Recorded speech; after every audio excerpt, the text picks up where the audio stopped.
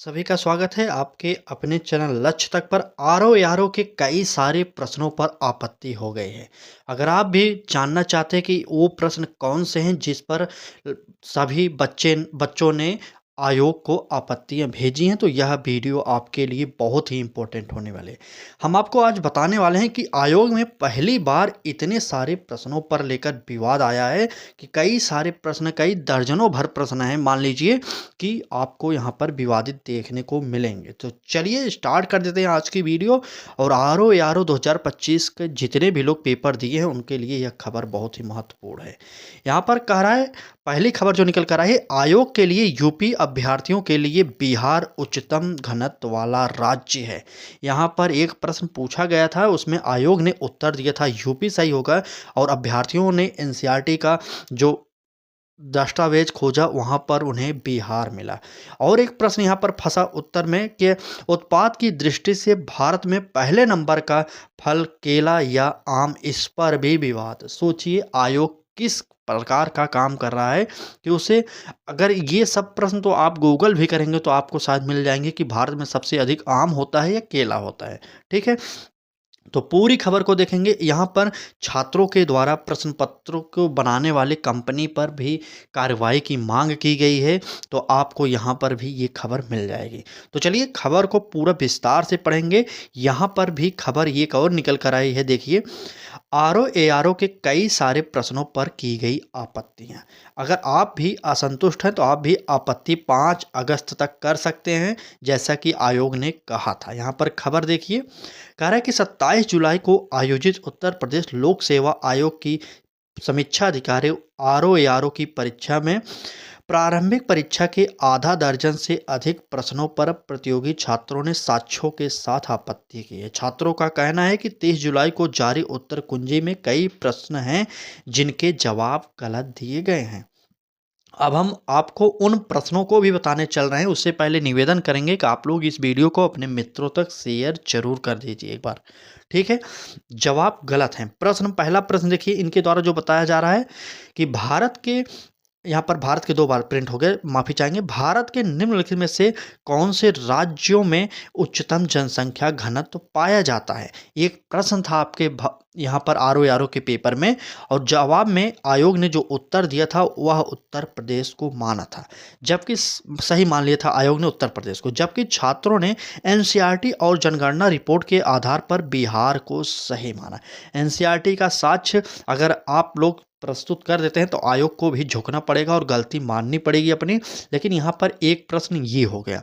ठीक है, अगला प्रश्न जो यहाँ से दूसरा प्रश्न इन्होंने बताया है कि निम्नलिखित में से कौन नगदी फसलों से संबंधित हैं? और आयोग का जो जवाब आया था वो था आलू, गन्ना और कपास सही माना गया था। आलू, गन्ना और कपास आयोग ने सही माना था, जबकि छात्र ने जो पेश किया है अपना सबूत, उसमें कहा है कि गन्ना, कपास, सफ़ेद सरसों और जिसे रेपसीड को सही माना है। तो देखिए यहाँ पर आयोग के सामने उन्होंने एनसीईआरटी का दस्तावेज भी प्रस्तुत कर दिया है। अगर आपने एनसीईआरटी का दस्तावेज 100% प्रस्तुत किया आयोग के सामने, तो आयोग को आपको नंबर देना पड़ेगा, क्योंकि आयोग गलतियाँ करता है। तो एनसीईआरटी की किताबों को अगर आप साक्ष्य मानेंगे तो वहाँ पर आपको नंबर जरूर मिलेगा। ठीक है, अगला प्रश्न देखेंगे। क्या प्रश्न अगला था जो जिस पर विवाद हुआ? प्रश्न है, कुछ लोग नागपुर से आए। इसका उत्तर तो हमने भी आपको बताया था। और इसमें क्या पूछा गया था, वाक्य में कुछ शब्द विशेषण का कौन सा भेद है? आयोग का जो जवाब आया था उसमें आयोग ने परिमाणवाचक विशेषण माना था। परिमाणवाचक विशेषण यहाँ पर नहीं होगा, मैंने पहले भी बताया था, लेकिन जो आयोग ने उत्तर दिया था वह हमें भी बताना पड़ा था बाद में। लेकिन और छात्रों ने जो इसका उत्तर माना, देखिए संख्यावाचक विशेषण को सही मान रहे हैं। कुछ कुछ मतलब अनिश्चयवाचक संख्या वहाँ पर दिया गया है, इसलिए वहाँ पर अनिश्चयवाचक संख्या होगा। मैंने पहले ही अपने आंसर की जब मैं प्रोवाइड कर रहा था वहाँ पर मैंने बताया था कि आयोग ने गलती की है, लेकिन आयोग मानेगा जब आप साक्ष्य देंगे तब। ठीक है, एक अगला प्रश्न देखिए यहाँ पर जिस पर विवाद हुआ, उसमें पूछा गया था रबी की दलहनी फसल नहीं है, और आयोग का जवाब था मूंग, जबकि छात्रों ने सेम की फली फ्रेंच बीन को सही माना है। तो यहाँ पर देख रहे हैं कई सारे ऐसे प्रश्न हैं जिस पर विवाद हो गया।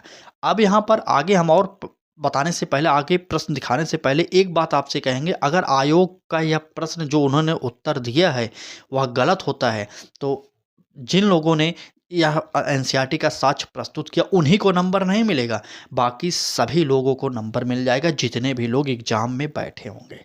ठीक है, ऐसा मत सोचिएगा सिर्फ उन्हीं लोगों को मिलेगा जिन्होंने आपत्ति की है, बल्कि सभी लोगों को मिल जाएगा नंबर। चलें, एक प्रश्न और हम देखेंगे यहाँ पर। कई सारे प्रश्नों को हमने बताया था कि पहले हम डिस्कस करके दिखाएंगे। आप अगर इस प्रश्न में नंबर नहीं पाए तो तैयार हो जाइए, क्योंकि यहाँ पर आपको नंबर मिलेगा। ठीक है, एक अन्य प्रश्न है, उत्पादन की दृष्टि से भारत में किस फल का प्रथम स्थान है? और आयोग का जवाब था केला, जबकि छात्रों का जवाब है, सही मान रहे हैं क्या, आम को मान रहे हैं।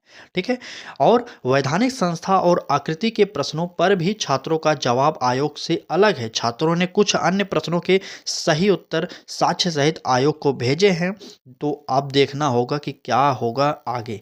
ठीक है, यहाँ पर क्या कह रहा है, प्रतियोगी छात्र राजन त्रिपाठी का कहना है कि अभ्यर्थियों में आक्रोश सिर्फ उत्तर कुंजी को लेकर ही नहीं है, बल्कि उन तथाकथित विशेषज्ञों को लेकर भी है जो 150 से 200 सही नहीं बना पाते। जो प्रश्न 150 से 200 प्रश्न भी सही नहीं बना पाते, उन लोगों को भी, उन लोगों के ऊपर भी कार्रवाई होनी चाहिए। ठीक है, यहाँ पर इनके द्वारा यह कहा जा रहा है। और आगे खबर देखिए क्या कह रहा है, जब तक इन विशेषज्ञों पर उचित कार्रवाई नहीं होगी, गंभीर अभ्यर्थियों को इसका नुकसान उठाना पड़ता रहेगा और परीक्षा प्रक्रिया की पारदर्शिता पर प्रश्न चिन्ह लगते रहेंगे। तो अगर आप भी आरओ की परीक्षा में बैठे हैं तो कमेंट करके ज़रूर बताइएगा कि आपका नंबर कितना बन रहा है। ठीक है, यहाँ पर जो हमने वहाँ पर खबर बताई, यहाँ पर ये खबर भी प्रतियोगी छात्र राजन व अन्य अभ्यर्थियों ने प्रश्न पत्र तैयार करने वाले विशेषज्ञों पर कार्रवाई की मांग की है। अभ्यर्थियों का कहना है कि किताब, वेबसाइट, पत्रिका आदि देखने के बाद भी विशेषज्ञ सही प्रश्न नहीं बना पाते। जब तक इन विशेषज्ञों के खिलाफ उचित कार्रवाई नहीं होगी, अभ्यर्थियों को इसका नुकसान उठाना पड़ेगा और आयोग की छवि भी धूमिल होती रहेगी।